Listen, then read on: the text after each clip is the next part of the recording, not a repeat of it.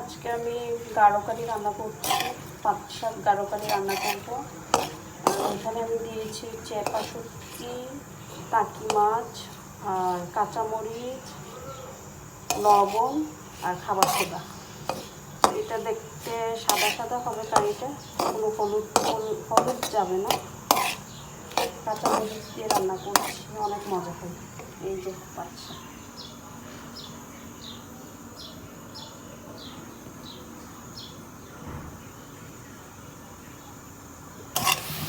আর একটু পরে আমি পানি দিয়ে দিব।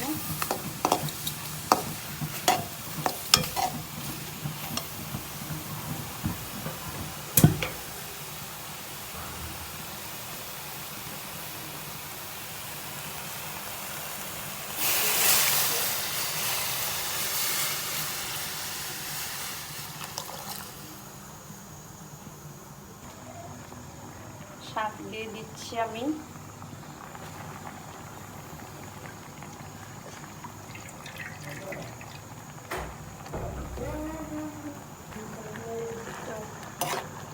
পানি যখন শুকিয়ে যাবে তখন আমি নামিয়ে ফেলবো।